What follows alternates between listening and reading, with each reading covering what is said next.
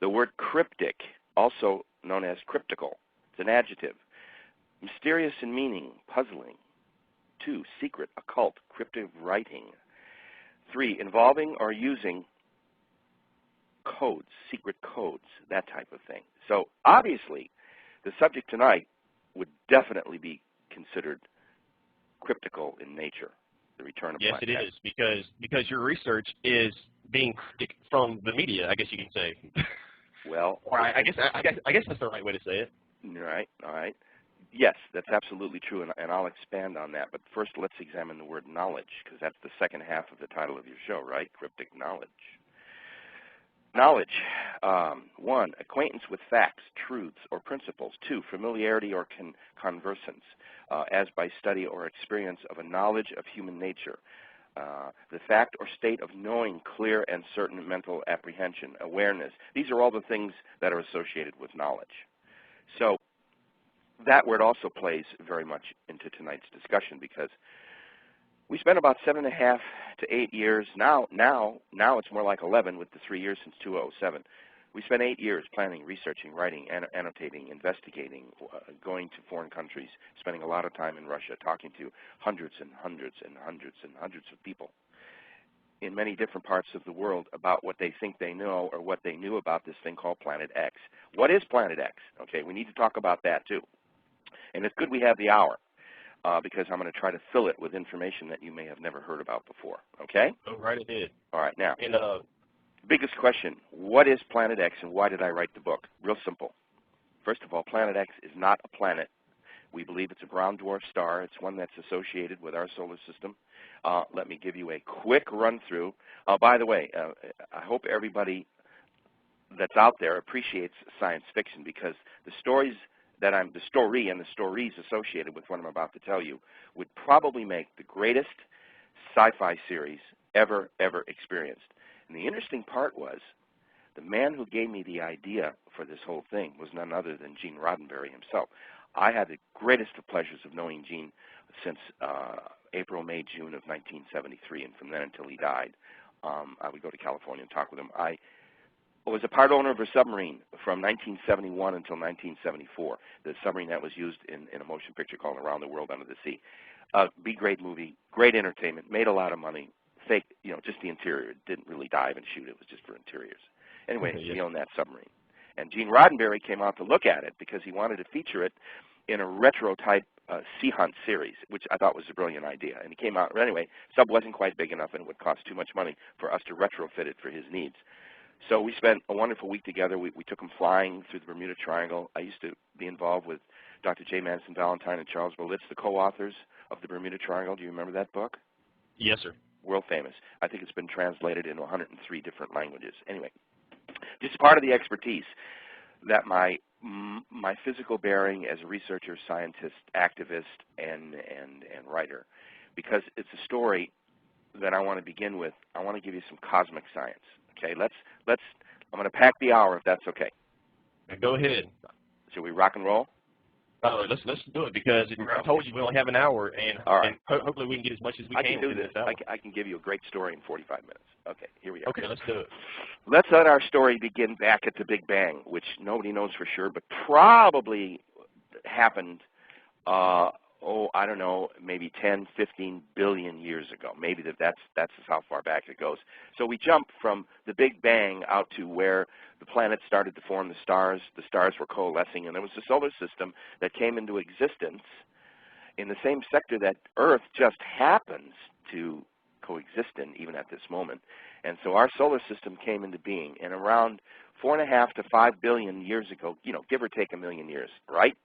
There's no book written on it yet, and all of it has to come from research. So when we speak in figures, we're speaking in approximate figures, all right? About approximately 4.5 to 5 billion years ago, we believe that history in the Earth records and legend records that some kind of a huge asteroid-type object, possibly the size of a small planet, a great, big, bad rock, get it? Yes, sir. Big one, came smashing through the plane of the ecliptic of our solar system. Now, what is the plane of the ecliptic? plane of the ecliptic. Have you ever been to an astronomy class or seen astronomy books or been in the planetarium where you see the sun splayed out on a wall as if it's a huge circular pattern? You see the sun in the center and you see all the planets in their positions. You've seen a map or chart like that, right? A picture? Yes, yes, right. Okay, that's the plane of the ecliptic. The easiest way I could explain it to you. You're looking down on the plane of the ecliptic. You see everything, okay?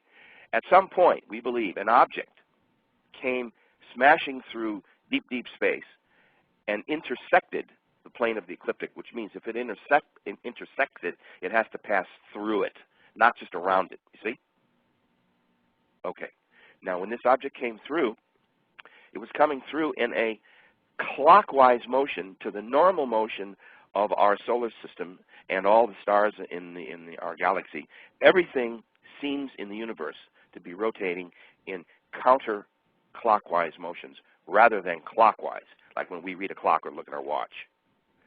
Yeah. When this object came in, it was coming in a clockwise motion or in direct opposition, probably coming in at 1,000,000 miles or more an hour, who knows. About how long ago was this, sir? About 4.5 to 5 billion years ago. We believe that the solar system existed as it did. However, there were not 9 planets, there were 12 original planets. All, once again, the Sitchin books and all of the literature and all the discussions of Atlantis and Lemuria, and I'll give you that real quick, seem to be that there were 12 planets. There were probably at least 4 that were capable of bearing life, that were capable of being life-bearing planets. Probably Venus, definitely Earth, probably Mars, and there was some consideration that even Pluto, although it's the frozen, the hottest little planet, Pluto, in recognition to everything that's going on in the solar system, we had 2 suns. There was a big luminary that we enjoy that gives us life and sustenance. Everything and anything that affects the sun affects the Earth, and that's what's going on right now with this global warming and cooling. We'll come back to that. Remember I told you it was all woven together? Yes, sir. It's one huge picture puzzle. It's real easy to understand. I promise I'll walk it out as close as I can, step by step, but you got to be listening. Every sentence. Here we go. Okay. When this object came through, it smashed through with such force that it destroyed a huge outer rocky-type planet, which was known as Marduk. And when Marduk broke, it broke into billions and billions of more zeros than you can imagine pieces, most of which became our current-day asteroid belt, you see, between Mars and Jupiter. The other pieces, large as they were cast off to fly through once again, intersecting the plane of the ecliptic and striking several other planets. One of them was probably Mars, killed it a death blow. There's a strange, huge bulge, I think, on the lower southern sector of Mars, and no one understands why. Probably a piece of the debris smashed into it and pushed into Mars, killing it probably instantly. A large piece is expected to have plummeted toward the Earth, striking near the one single continent. When Earth was first formed, it was one huge chunk of land, and it was called Pangea. Mm-hmm. And when Pangea broke, it broke because we believe that this impact hit a sea mantle and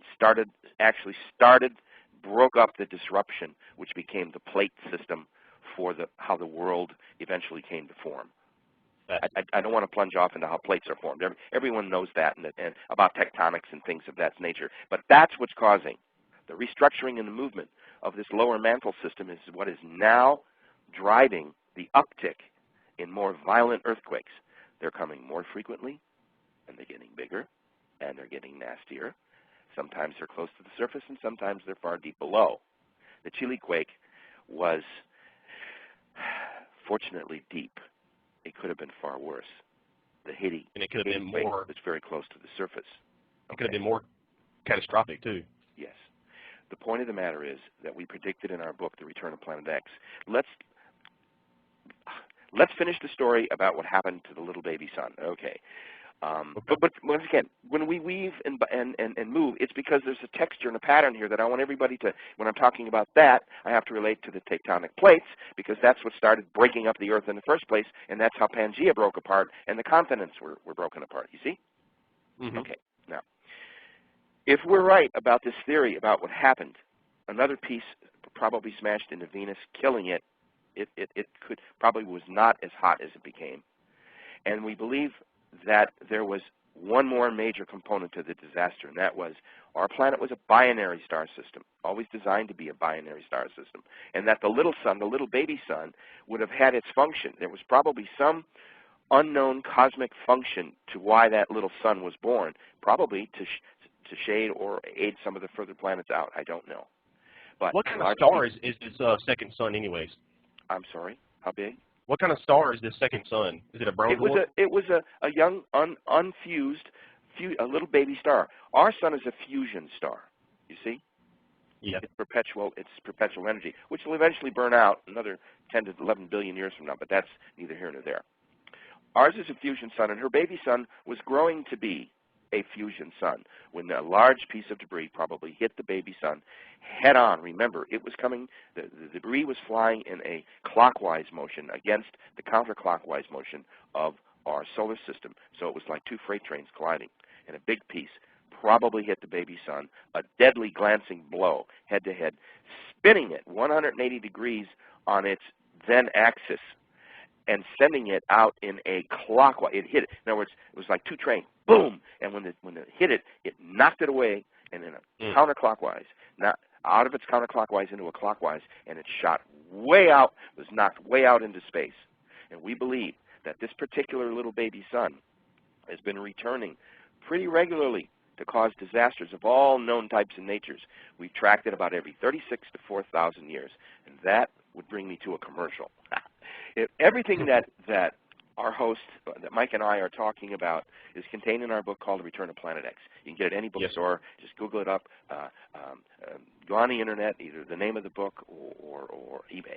It's all over the place. Okay. And on the front page, to the listeners, you can actually read Dr. Jason Rand's bio and click on his book on the front page of Perfect Knowledge Radio, and it will give you a direct link to his site where you can buy the book. It's not really so much about buying the book, it's about gaining the knowledge, the cryptic knowledge. Yes, sir. And that's what, first of all, attracted me immediately when you emailed me and I said, yeah, a title like that? Of course I've got to go on his show. Okay, back to our story, okay? I mean, okay. do you ever listen to radio as a kid? I grew up in the early 40s and 50s and 60s with nothing but radio until television came. And I can tell you I gained a world of knowledge by listening to the radio. So that's why I enjoy being on shows like yours, because I'm on the radio. Okay. Yes, So sir. This collision occurs, hits this object, this little baby sun, probably killing it, instantly killing its presence and becoming a glowing hydrogen-driven type sun, and sends it out into this god-awful long elliptical orbit, taking 36 to 4,000 years to go. We believe it travels out to some mysterious place. We believe it's in the Scorpio system. And out there somewhere, we believe there is which is also carried in legend, including Mayan literature, the fact that there seems to be a dark, black, powerful sun-type object, which is also associated with our solar system. So maybe there should have been, maybe there was 3 suns in our original solar system. You see why this would make a great sci-fi story? But we think it's all true. That's the greatest part of the story, is that we believe it's true based on all of our research. So this object probably travels out to that lone black star holding its own way out there somewhere, and is slingshotted back toward the Earth. Remember in Apollo 13 when they had trouble and they had to use the moon to slingshot themselves back toward Earth? Okay, they use this little baby sun utilizes the same principle. Gets sucked in from behind this big black sun, and whoosh, out it goes again. Taking about 50. See, it takes about 1,600 and some years to get from our sun to the other sun, and then about another 1,600 plus years for it to be slingshotted back. But when it returns back, for some reason, it comes back in faster because it was sent by a more powerful force. You see, the dynamics here, that's why it varies 36 to 4,000 years. This is celestial mechanics, which have never been even postulated before. But if we're right, it would confirm legends and stories and myths, and we can tie it into 2012. We can tie it into the Christian ethics of the coming day of not only rapture, but judgment, testament, and Armageddon, and all that. It's the greatest story that will yet be told to humankind, because it's all unfolding as we speak, Mike. Right now, these components and these elements are happening. Everything that we're talking about. We're not making any of it up. I'm not really reading from any scripts. I have some notes. It's what I have in my head and what I have in my heart. Now, when this object returns, it comes in, back in a clockwise. Remember, it's coming back in against us in opposition to our normal flow, which is counterclockwise, right? Yep.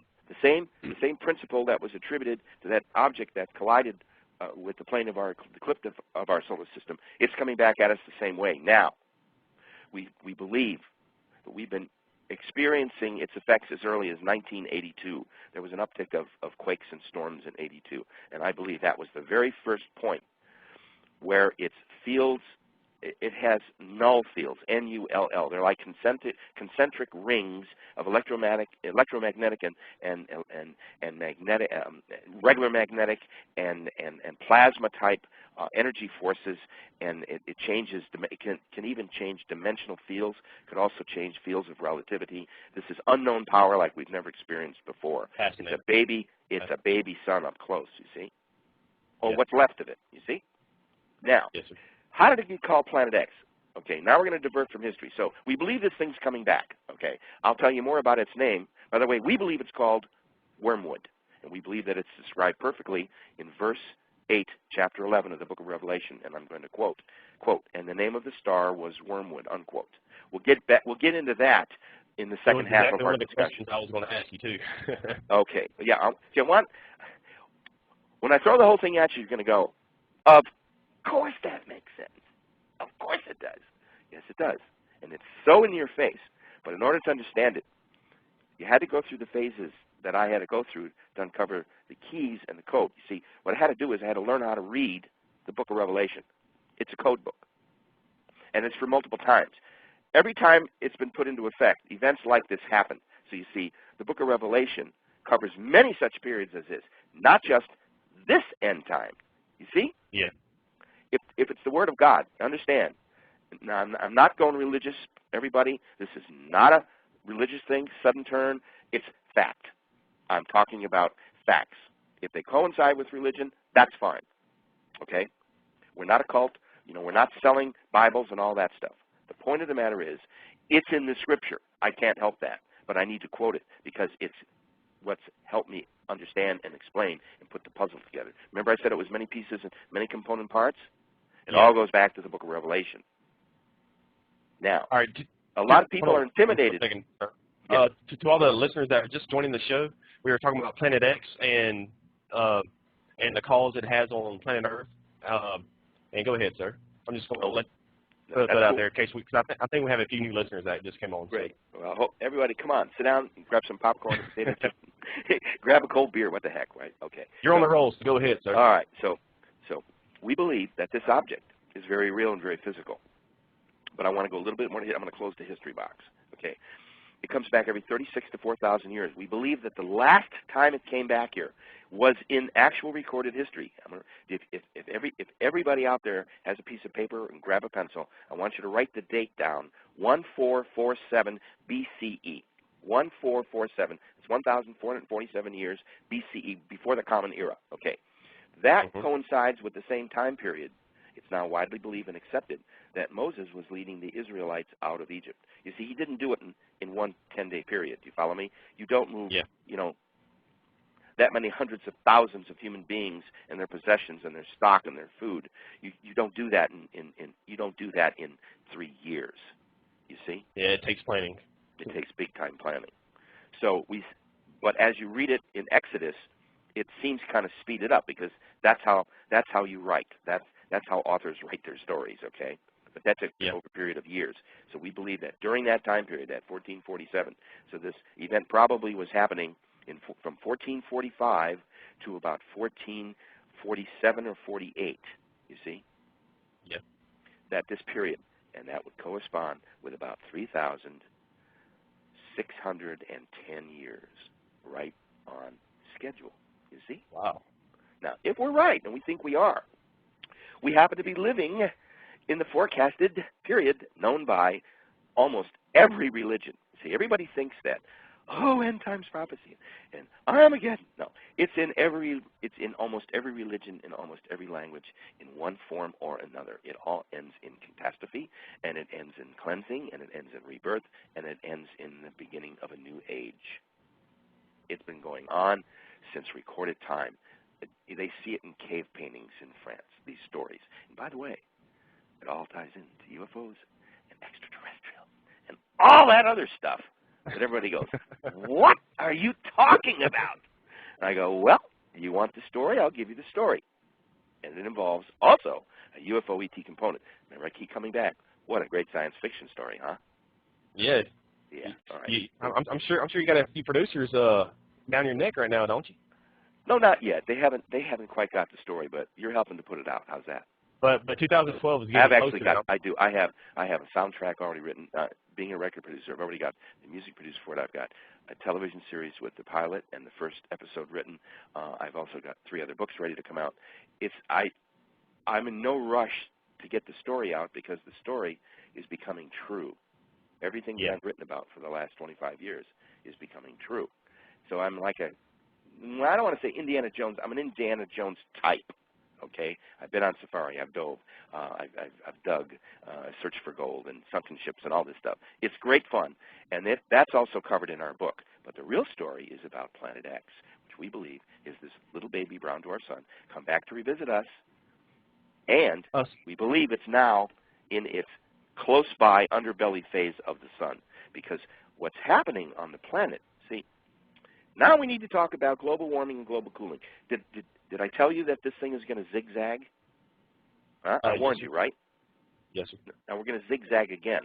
Now I'm going to tie this wormwood thing in to this whole, I won't say absurd discussion on warming and global cooling, because they really know what's going on. But it makes for great debate, and it's a great distractor. And as if we don't have enough trouble with health insurance and a global financial collapse and the one world government very close to taking control, I think that we're probably no more.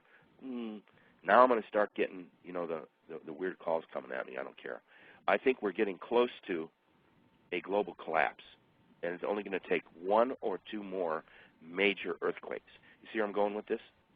Yes. As the earthquakes increase, so does the weaknesses of the major countries. If South America loses another major city, or if we lose a major city, or if Japan loses a major city, or Russia, or anywhere, Paris, anywhere, London has earthquakes, but we don't talk about it, then there will be a sudden collapse of individual governments. They'll all declare martial law. I believe that most countries already have martial law in the books. We do. Clinton signed it. All it takes is the signature of any sitting president to activate it. And once they do, they can basically suspend the Constitution, because that's what it does. All civil liberties pretty much come to an end. They can confine you to your homes. They can escort you to work. They can do, food, everything, electricity, everything becomes nationalized. If that should happen, it'll be because they won't be able to control how the population will explode. And keep in mind, we still have guns. We do. Most other countries don't have their guns anymore. You see? Yes, we do now. Yeah, at least we do now. Now, this is nothing about conspiracy. Remember I told you? Nothing about conspiracies, and this is nothing about the downfall of the government. I think everything that's happening is happening right on some cosmic schedule. And we just happen to be lucky enough to be living at one of the most exciting times in the history of mankind. And people go, what the heck are you talking about? Well, look at what we've done. Look at what mankind has achieved. In less than 1,000 years of written communication and the intellectual prowess that the human brain has developed in 1,000 years. Look what we've achieved. With that as a backdrop, I say to you, well, why aren't we better taking care of it? Because what's about to happen is that Mother Nature is going to rear her beautiful but yet ugly head, and we are going to start experiencing some real natural disasters. I think we're going to have 1 or more supervolcanoes is likely to go. If we're right about this object, see, we haven't told anybody what it's going to do. Okay, let's go there next. Yeah. Okay. Whatever affects the sun affects the Earth. Without the sun, Earth, and everything else in our solar system would be frozen solid. Without Earth, without the sun, there is no life on Earth. And without her, we don't exist, as do none of the other objects in our solar system, because it all comes together. Yes, the sun is the master control. Can you imagine what intellect drew the plan that structured our solar system with its complicated numerical and chemical differentials? Each planet's different. Each one has a different guidance system. Each one has a different gravitational field setup, electromagnetic. It goes on, and gas versus solid versus ice. It's amazing. Something is driving the genius that keeps us going together. But see, that's another theoretical situation here. What we do know is that whatever affects the sun directly, immediately in some cases, affects our Earth and every other planetary or solid object under the sun's control. The asteroid belt, the moons, everything.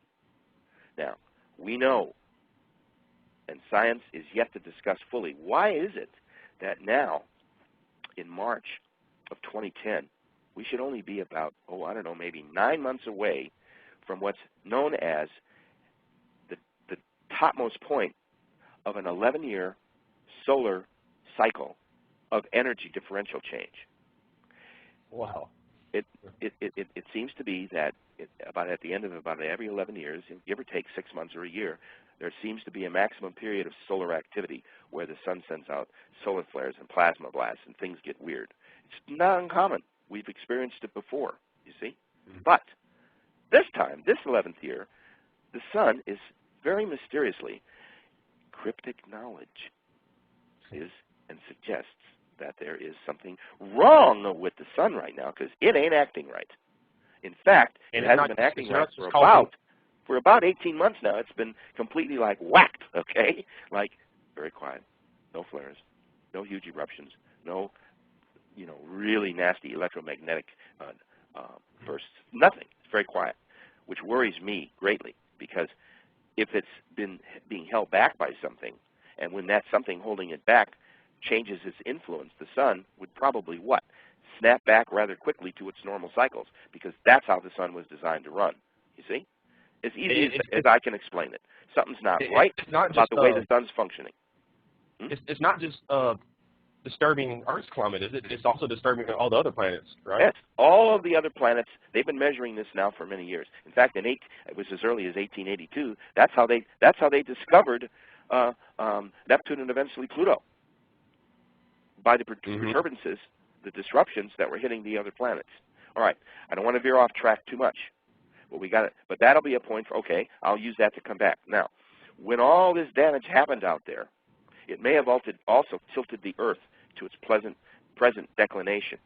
If a huge object did, in fact, hit the mid-Pacific basin, that would explain the huge depth and width of the Pacific Ocean and the fact that the continental shelves to the east and to the west of the Pacific indicate that something thrust against them with great pressure. So that's probably where an object hit the Pacific plain and in the ocean and created the breaking up of Pangea. Now, if this is right, it then explains the construction, the dimension, and the function of the other continents, because they all come together with a little bit of the stuff they do on computers, the CGI stuff. They suddenly understand that this probably was one huge planet.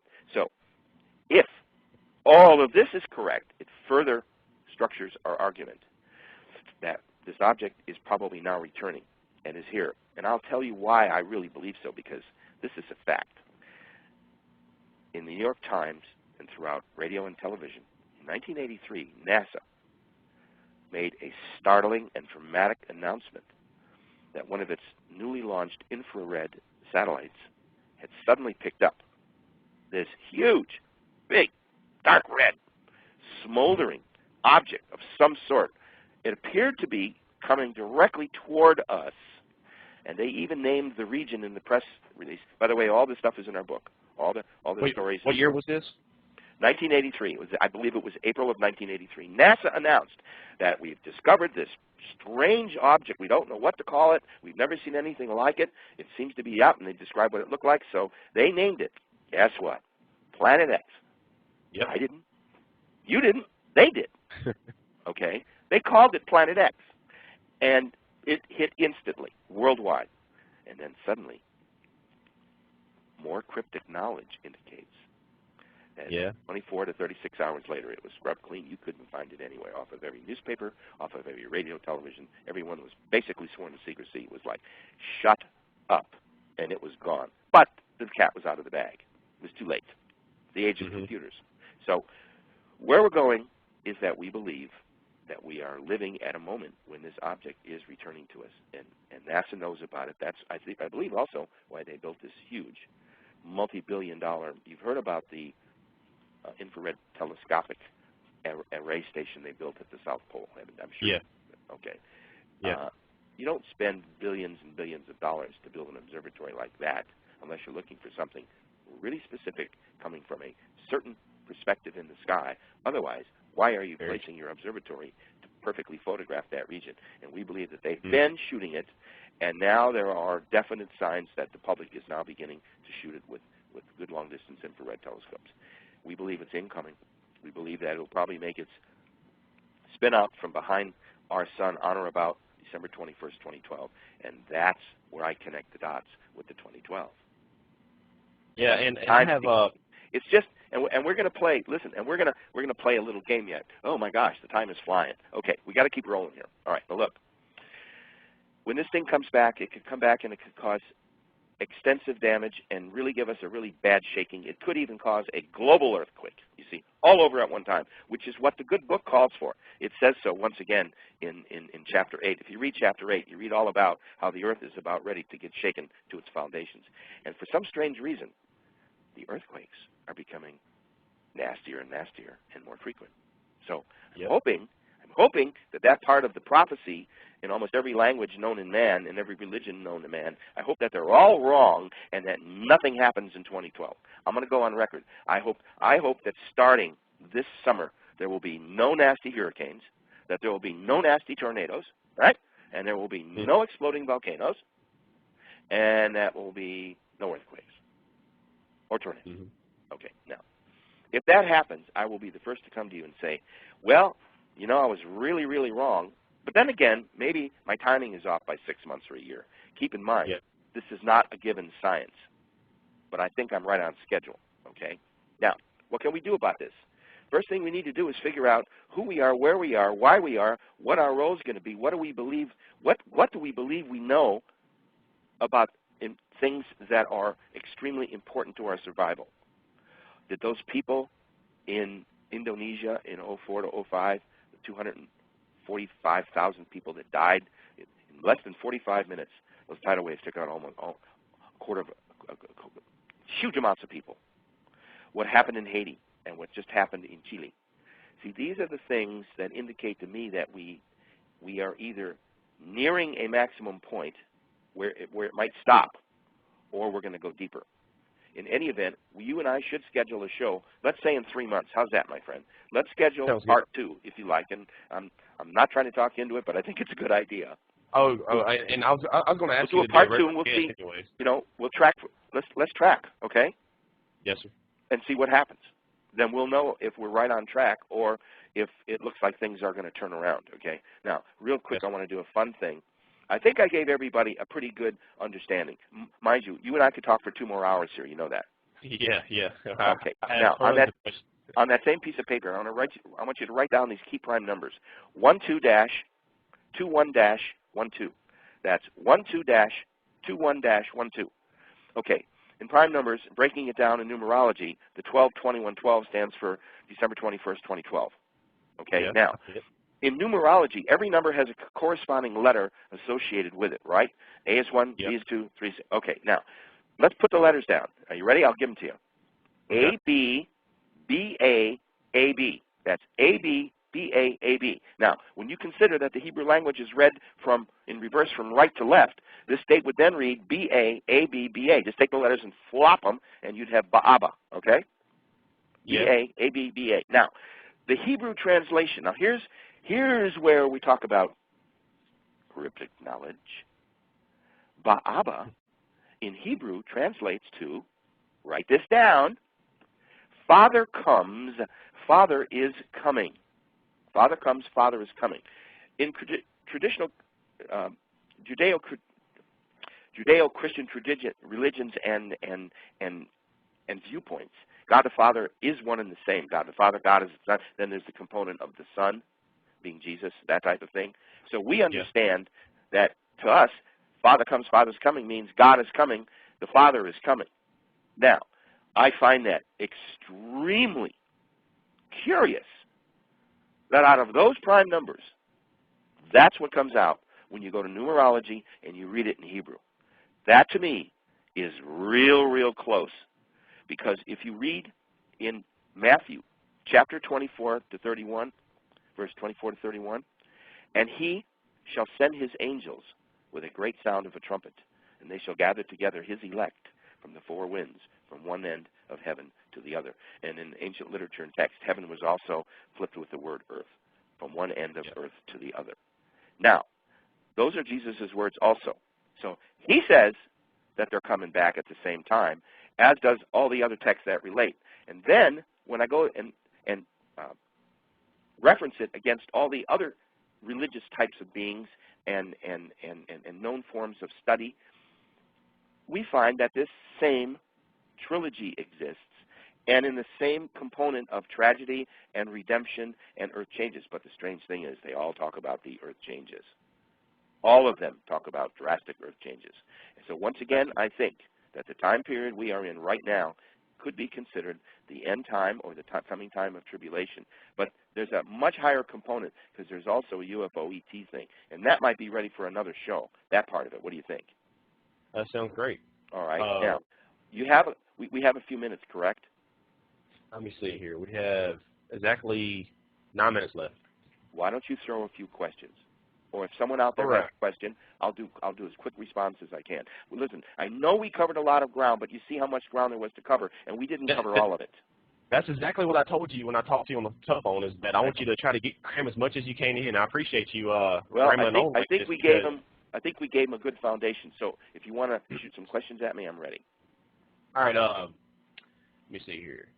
Is it possible that Planet X, which is a brown dwarf star, be the sun and heat source of a planet which our ancestors, or our creators, could have came from? Are you referring to Nibiru? The yeah, concept Nibiru, of Zacharias' vision, the 12th planet? Is that what you're referring to? Yes, sir. Yes, I think it is. It could. Okay. Here's another theory about Planet X. Could Planet X be still strong enough and active enough to be able to heat and light and give life to a planet? Suppose this little sun did get kicked out of space. Maybe it picked off one of the smaller planets, one of the outer fringe planets, which could have been Nibiru.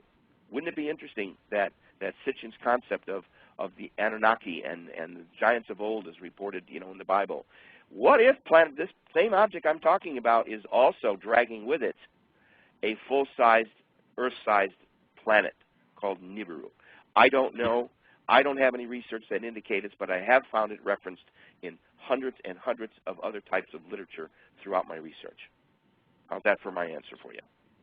Sounds good. That's pretty much what I believe too. So it kind of corresponds to this next question. What is your opinion about the ancient astronaut theory?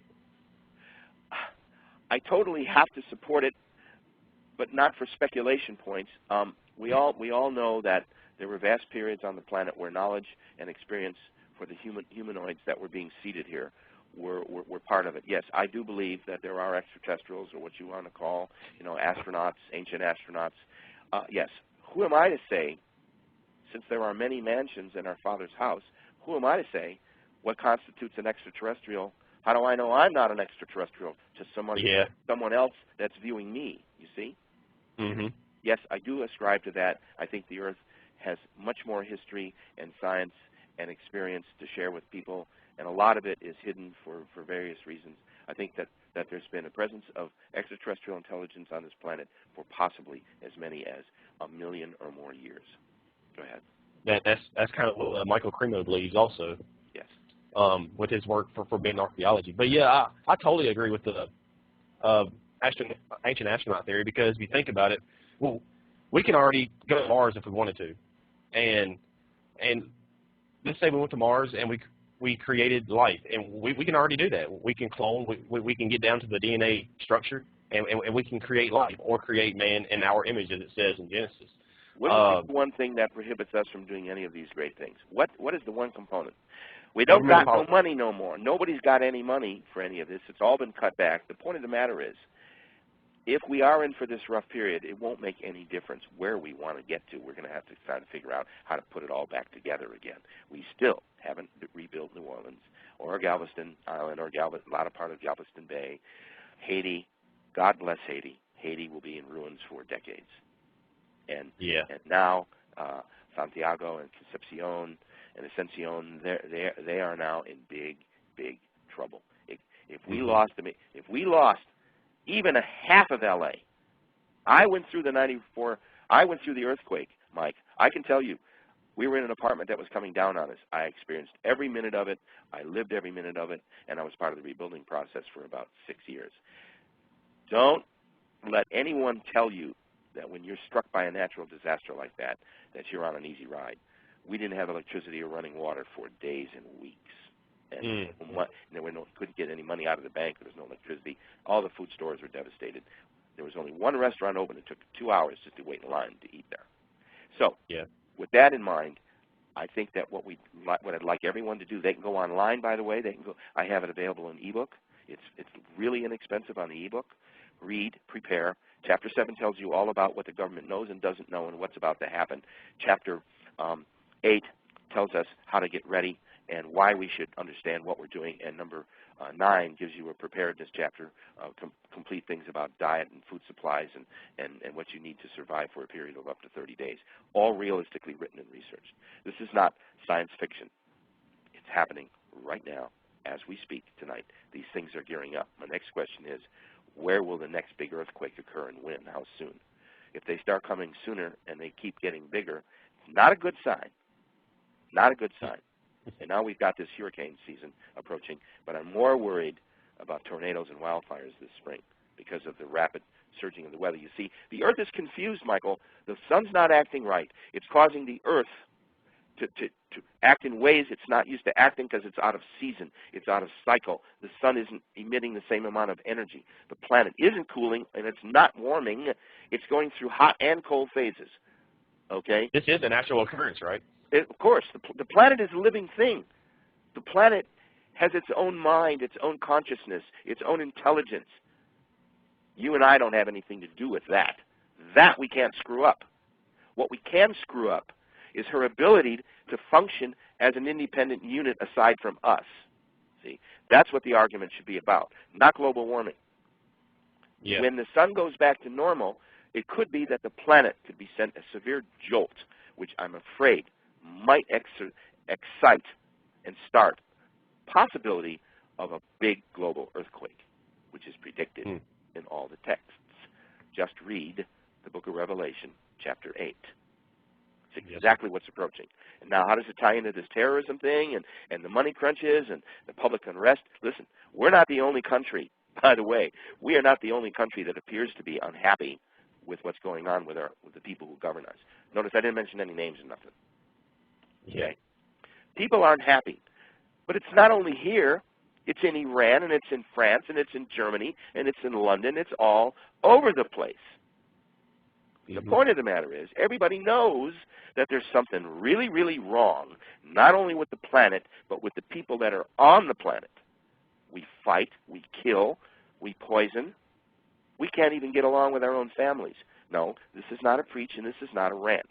What it is a statement of reality as of this moment as you and I are speaking on the radio. The planet is in big trouble from a multiple sense of sources. And if we can't learn to control how we're going to respond to these things, our country, who should be as prepared as any, we're certainly the wealthiest, we should know what we're doing.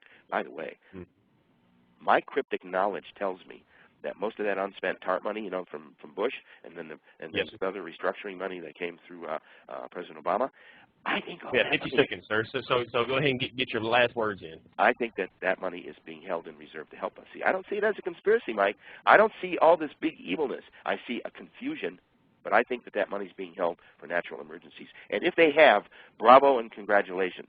And that's why we also need to bring the troops home, because we need them here to defend our borders. All right? So where can people find out your work and buy your book? 1-800-286-8255. 1-800-247-6553. Everything we talked about is in my book, Return to Planet X. 1-800-247-6553. Just Google it up. Go to Amazon.com. Go to any bookstore on the internet. My website can have a book out to you in 24 hours. All right, sir. We have 5 seconds left. We have 5 seconds left, but I want to thank you, and I will have you back on as soon as I can. Mike, thanks again, everybody, and let's just get prepared, okay? Bye-bye. All right, thanks. Bye-bye.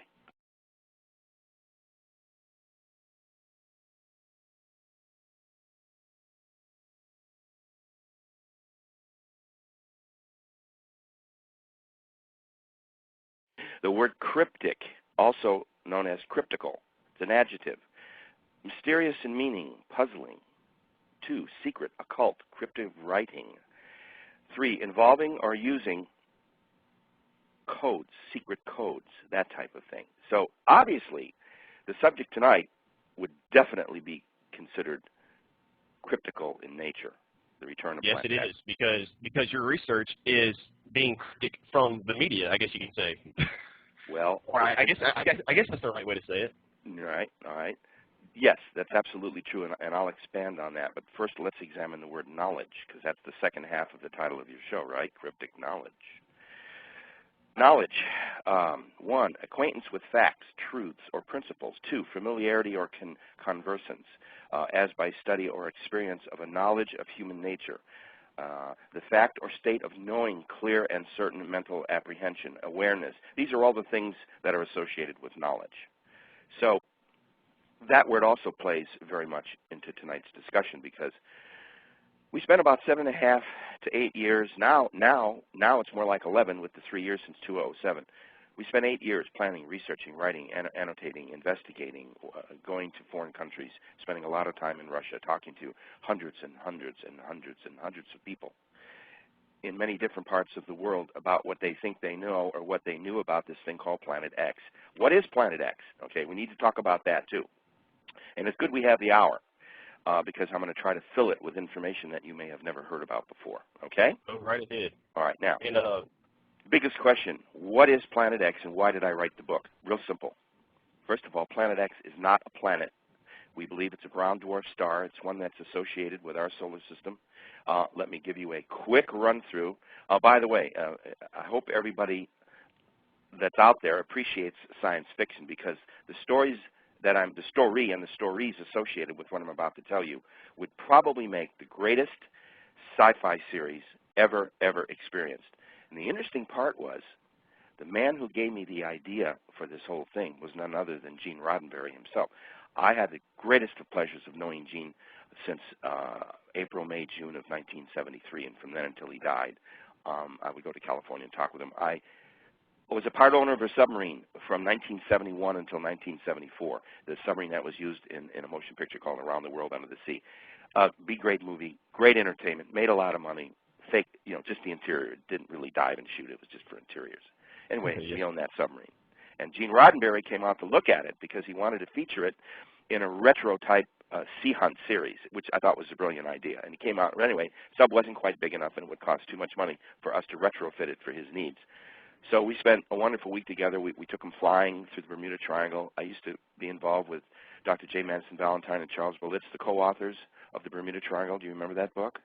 Yes, sir. World famous. I think it's been translated into 103 different languages. Anyway, just part of the expertise that my physical bearing as a researcher, scientist, activist, and writer, because it's a story that I want to begin with. I want to give you some cosmic science. Okay, I'm going to pack the hour if that's okay. Go ahead. Should we rock and roll? Let's do it, because I told you we only have an hour, and, all right. and hopefully we can get as much as we can. I can do this. I can give you a great story in 45 minutes. Okay, here we are. Okay, let's do it. Let's let our story begin back at the Big Bang, which nobody knows for sure, but probably happened, I don't know, maybe 10, 15 billion years ago. Maybe that's how far back it goes. So we jump from the Big Bang out to where the planets started to form, the stars were coalescing, and there was a solar system that came into existence in the same sector that Earth just happens to coexist in, even at this moment. And so our solar system came into being, and around 4.5 to 5 billion years ago, give or take a million years, right? There's no book written on it yet. and all of it has to come from research. So when we speak in figures, we're speaking in approximate figures, all right? About approximately 4.5 to 5 billion years ago, we believe that history in the Earth records and legend records that some kind of a huge asteroid-type object, possibly the size of a small planet, a great, big, bad rock. Get it? Yes, sir. Big one. Came smashing through the plane of the ecliptic of our solar system. Now, what is the plane of the ecliptic? Plane of the ecliptic. Have you ever been to an astronomy class or seen astronomy books or been in the planetarium where you see the sun splayed out on a wall as if it's a huge circular pattern? You see the sun in the center and you see all the planets in their positions. You've seen a map or chart like that, right? A picture? Yes, yes, sir. Okay, that's the plane of the ecliptic. The easiest way I could explain it to you. You're looking down on the plane of the ecliptic. You see everything. Okay. At some point, we believe an object came smashing through deep, deep space and intersected the plane of the ecliptic, which means if it intersects it, it has to pass through it, not just around it. You see? Okay. Now, when this object came through, it was coming through in a clockwise motion to the normal motion of our solar system and all the stars in our galaxy. Everything seems in the universe to be rotating in counterclockwise motions rather than clockwise, like when we read a clock or look at our watch. Yeah. When this object came in, it was coming in a clockwise motion or in direct opposition, probably coming in at 1,000,000 miles or more an hour. Who knows? About how long ago was this, sir? About 4.5 to 5 billion years ago. We believe that the solar system existed as it did. However, there were not 9 planets. There were 12 original planets. All, once again, the Sitchin books and all of the literature and all the discussions of Atlantis and Lemuria, and I'll give you that real quick, seem to be that there were 12 planets. There were probably at least 4 that were capable of bearing life, that were capable of being life-bearing planets. Probably Venus, definitely Earth, probably Mars, and there was some